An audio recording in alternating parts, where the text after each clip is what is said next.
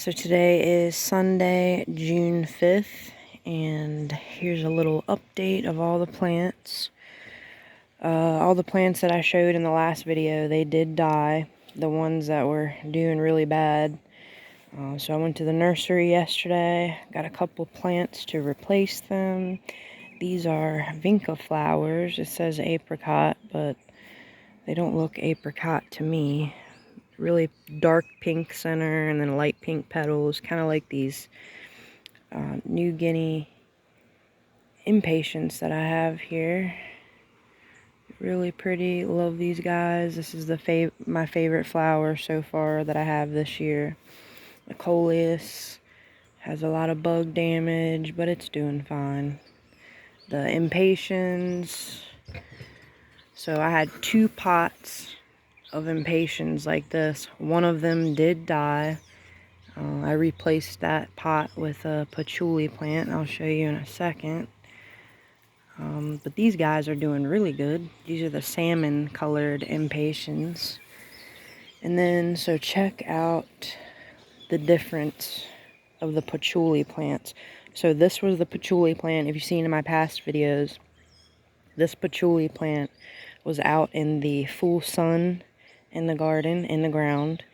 And then this guy, I put him in this little pot when I brought him home from the nursery, and he's been in the shade. And just look at the difference. This one's getting huge, been in the shade. This one was out in the full sun, and it's crispy and brown. It has a lot of sun scald. So patchouli, I've learned, definitely does better in the shade, for sure. So the geranium, the scented geranium's doing good. Another New Guinea impatien. So we have these 2 impatiens that I showed in the last video. One side of the pot did die. I believe that was the side that was facing the sun. So I did pull those out. I'm just going to let these guys take over these pots. They are so beautiful. I love the striking salmon color of these. And then the basil plant is doing great. So we pruned this yesterday. And if you don't know how to prune a basil plant, you can do the same exact thing with your zinnias. If you want a fuller zinnia or basil plant with more blooms or more leaves. So we topped off the plant right here. It was really tall. And then now these 2 leaves on the side will bush out and make the plant fuller and have more leaves to harvest. So this little guy is doing good. This is the red Reuben variety, purple basil. Celosia is doing great still. This is the longest. This is my record for celosia. Usually it dies within a few days after I plant it, but these guys are doing really good in pots. I think I'll have to just put them in pots from now on. So the little micro dwarf plants, they're doing good. More celosia over here. We have a lot of peppers forming on the Sugar Rush peach plant. You can see those guys. There's a pretty big one right here. Yeah, so this is the Sugar Rush peach. It's doing great in that little container. I started this from seed on February the 6th, and this is how big it is now. Can't believe I'm so far ahead this year with peppers. Usually the peppers are the last to produce anything in my garden, and this year they're going to be the first thing, it seems. So let's check out the garden, but first, the tray of zinnias that I had in the baking tray, my little experiment where I sprinkled the seeds on top of the soil and did absolutely nothing but water them. So I took those guys, some of those out of the tray and planted those there. I know they're a little too close together, but the bugs are going to eat a lot of them, and I'll probably be left with just one anyways. So put a morning glory in the ground. Remember, I don't suggest putting a morning glory in the ground unless you plan to be super diligent about picking the seedlings out. They are a bully. They will take over everything and choke out whatever is near them. But I keep a good eye on it. I'm out here every morning, every afternoon, and every evening. So there's another zinnia. Not sure what this is. I initially thought it was a marigold, but now I'm not so sure. So we have 2 Kajari melon plants there that I had left over in the tray. And I'm just going to see what these guys do. My plan is to let them grow up onto the porch and then just maybe have some melons on the side of my porch. That would be cool. I don't know if it'll work. The bugs will probably eat them, or they might not do very good there, but we'll see. Here's the morning glories in the hanging basket. I know there's probably too many, but I don't know. I'll pull out some if they seem like they're too compact in there. Here's the other morning glories. These ones got burnt in the sun, so there's not too many of these guys left. But you only need a few. So, and there's a little weed seed that got in there. Well, 2 of them. So this right here is larkspur, I've figured out. Look how tall this plant is. And there's actually 3 different plants there. I didn't plant this seed this year. I have in the past, and for the past 2 years, I always get a plant like this, and I can never remember what it is until a couple months later when I see the little buds on it. But yeah, it reseeds itself every year and comes back. So you can see the morning glory there starting to go up the shepherd's hook. Have more of the zinnias that were in the pan back there. Some right here too. Don't mind my mess there from me cleaning the porch and stuff. Another zinnia actually has a bud on it. This one survived the bug damage. And so yeah, I will prune this guy. If you can see how it has 2 leaves coming up on the sides right here and right here, just like the basil. So you could just top off this zinnia plant right here, and then these two little shoots would come out on each side and make your plant much bushier and give you more blooms. So that's what I plan to do with that. Still don't know what this is. It did get a little bit of stain on it when we stained the porch. You can see the top of it got kind of curled up a little bit, but we'll see what it is, see if it survives. So in the garden, all of the plants that were right here, the peppers, I had 3 purple beauty bell peppers, a red habanero.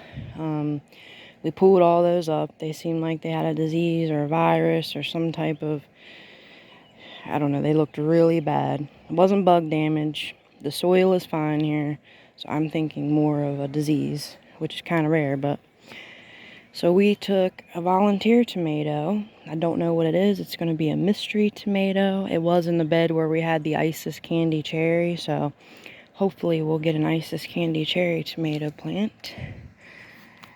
Then we have more marigolds. Had to replace all the marigolds because if you saw in the last video, they were all dying from all of the bug damage. I planted some early scarlet globe radishes right there. Here is the remains of a spaghetti squash that the bugs have just decimated. Yeah, they tore this poor little guy up. But we have another nice spaghetti squash over there. So I've been leaving this here so that they can just munch on this one and leave that one alone. But so that's all we have in this little bed. Oh, and 2, these are, I cannot actually remember what my husband grabbed them from the nursery yesterday. I think there's some type of red chili. Okay, here it is. So these are red hot cherry peppers. Small rounded fruit, matures red. So these look like poblano plants. Can never say that right. These look like poblano plants, and there's a pepperoncini there, red hot chili, and this, I didn't even notice this, but this has a giant little fat pepper on it right there. Didn't even see that. And another one. Right down there. Wow. They look kind of like bell peppers. I don't know what they're going to look like or anything. But, so yeah, we have the spaghetti squash, the red. No, that is not the red. This is ghost pepper. I thought this was a habanero. This is a ghost pepper. It's doing good. It was over here in the middle. If you remember in the last video, I moved it over here. I took everything out of this bed, turned the soil, added some peat moss, added some fertilizer, and then covered it up with grass clippings. And then we have the Tabasco plant. I did move it. I said I was going to. I actually did. Striped German tomato. Have my little sunflowers that I've been replacing every week because the bugs eat them. We have some air freshener in the garden to repel the skunks that have been digging up my plants. We just planted some new marigolds yesterday, and last night the skunks dug them up, so hopefully they'll stay away if they smell lemon. So we have a zucchini plant here, another sunflower, another celosia plant, my little orange hat dwarf tomatoes, and this one is gone. So something got a hold of that and just devoured that one, which that sucks. But I have some cilantro, some parsley, more cilantro, another zucchini plant, taking some bug damage as usual, another sunflower that is not gonna make it, and another one there. I just put this one in today. These aren't going to be the big, huge mammoth Russian sunflowers. I believe this is like an autumn beauty, so it's a smaller sunflower than I would like, but I ran out of sunflower seeds. Poblano pepper, sugar rush peach. Pulled that basil up because the bugs. So we have German pink, and then let's see here. The Ananas Noir, the Black Creme. What is this one? I forget these every single time I come out here. We have the Black Beauty. Oh, okay. Paul Robeson. Yeah, Ananas Noir, German Pink. They have tons and tons of flowers on them. Look at all of these buds on the Black Beauty. Just tons of buds and flowers. These marigolds survived, thankfully. Have a big, huge Sugar Rush peach right there as well. That has peppers on it. Another marigold that survived, thankfully. Another Ananas Noir, I believe. Yep, and that thing's getting big. We have the Kajari melon, so I have these send down to 3. I'm going to leave 3 plants there, I believe. I think I did that last year, and they produced just fine. So, look at this volunteer tomato. Not sure what these guys are, but they're getting pretty big. And this actually looks like... That actually looks like a cucamelon.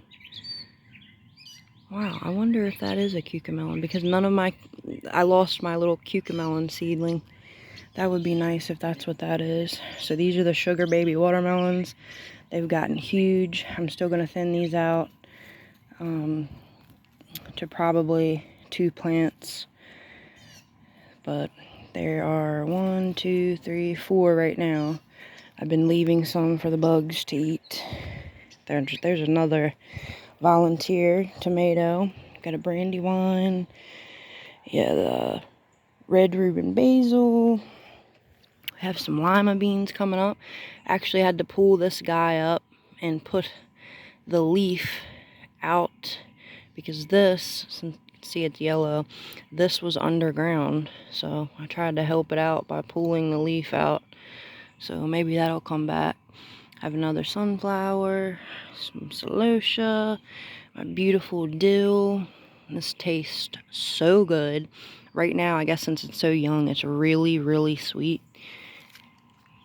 But they taste amazing. Got the golden sage looking good. There's a sunflower that might make it. Mammoth Russian, another celosia.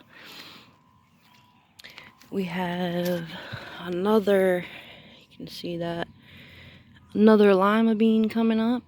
There's another sunflower and the remains of another sunflower. I just have to keep replacing them and replacing them and replacing them every week. Here is a trident poblano pepper, another sunflower back there, another sunflower I put in today, and another sunflower. So I pulled up, we had a purple beauty bell pepper right here. I pulled that up because it was dying, which was so, it had to have been the peppers themselves because everything else is fine right here. So, like, there was one there and 3 over there, and they all died. So, I think it definitely was a disease. Got the red Reuben basil, sweet basil, gladiolus, celosia.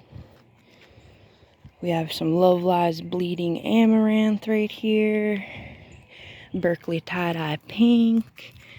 And it does have some flowers on it.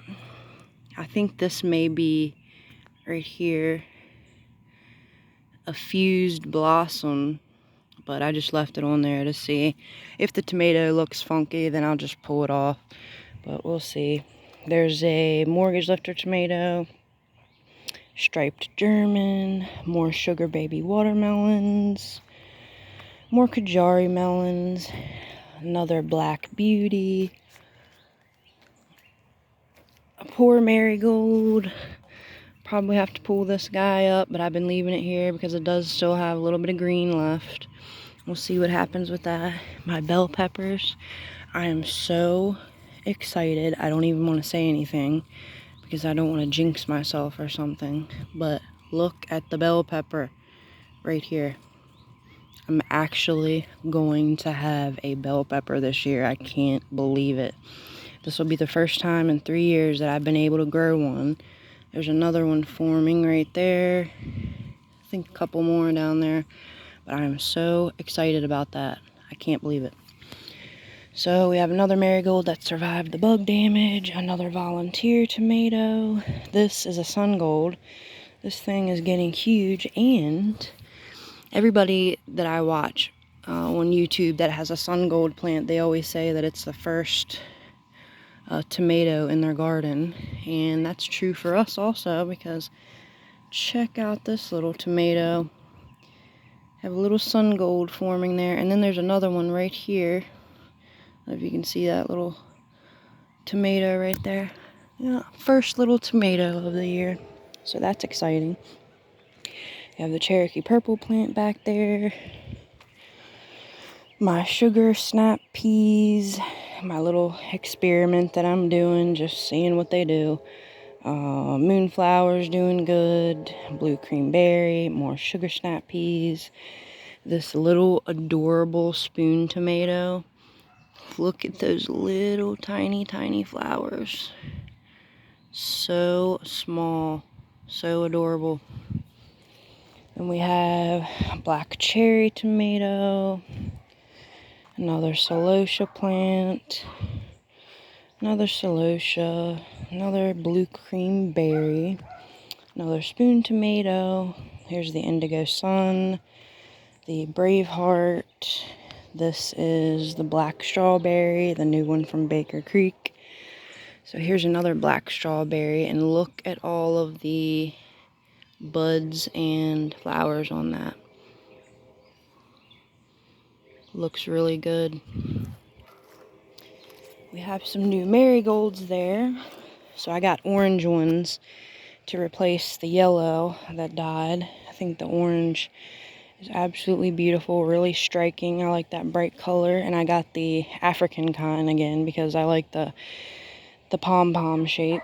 We have a black cherry tomato, the jalapeno here, the brandywine, 2 volunteer plants. I don't know when I'll pull those up. I'm definitely not going to leave 3 tomatoes right there, but I just feel bad pulling them out. So I've been letting them live a little bit. We have all kinds of volunteers. You can see that big hole right there where the skunks have dug up. There's some more Kajari melons, more sugar baby watermelons. This is a volunteer. Don't know what this would be. This was the bed where the Isis candy cherry and blue cream berry and chocolate cherry tomatoes were, so probably one of those.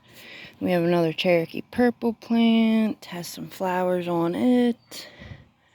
You see these up here. And then another poblano right there. There's a Paul Robeson, some more sugar baby watermelons, more Kajari melons.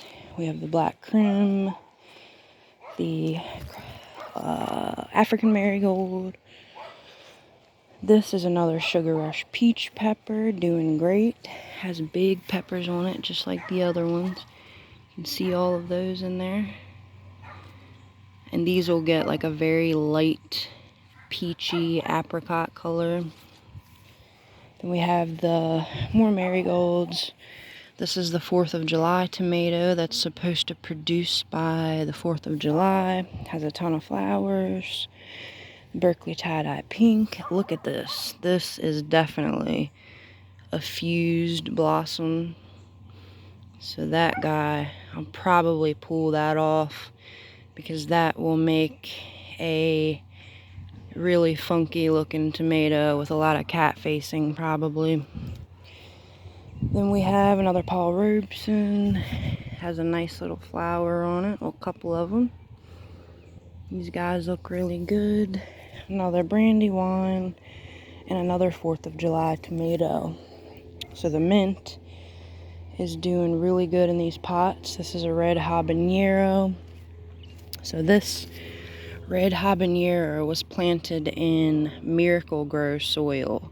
I didn't add anything to it, no fertilizer, nothing. It's just Miracle-Gro potting soil. Did really good in there. And then the mint looks really good. And so I decided to do a little pollinator sanctuary in this section of the garden. Let me sit down here. So I dug up this area. The bed did end right there where the chamomile is.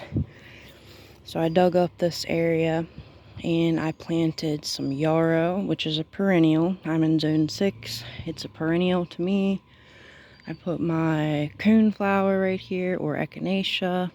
And then I took some of the zinnias that were in the baking tray, planted on both sides of this beautiful little handmade wooden chair here. So we'll have zinnias coming up on both sides. I'm going to take some morning glory, let the morning glory go around the chair, and the milkweed is in the middle. Eventually the milkweed will go in the ground. I just want to find a really good spot for it. And then we have an Autumn Beauty sunflower, I believe, right there. So this will be like a beautiful little corner of the garden that's nothing but flowers and herbs and beautiful little things for all the pollinators. I can't wait. I believe this is the vintage rose yarrow. But look, you can see what color they're going to be. Really vibrant pink. These guys are just beautiful, and I love the fern-like foliage on this. So beautiful. And I planted, I don't know if you can see this, it's so tiny. I planted some of my Alaskan nasturtiums, Alaskan salmon nasturtiums. I love salmon colored flowers. That's my absolute favorite color flower. It actually came up. I didn't think they would, but that is definitely a nasturtium seedling. So really excited about that. I planted some more right here. We'll see if they come up. The chamomile's looking really good. We got the lavender here. The strawberry blonde calendula. I have the empty space right here where I pulled up the poor patchouli plant and the rosemary, another celosia plant, You can see these lima beans are doing really good. They do have some bug damage, but I overseeded, so I'm going to leave these guys here and see which one makes it. The bugs might eat those too. So here's another sunflower. The biggest one I have, I believe. And it's a little tore up, but hopefully it'll make it. We have another one back there, and then actually this one might be the biggest one. So that is the garden update for June 5th, and hopefully by the next time I do a video, this little guy will be fully grown. Definitely won't be ripe, I know that, but it might be full grown. And I cannot wait to see a big tomato on one of my plants. So I'll do an update in a week, and we'll see.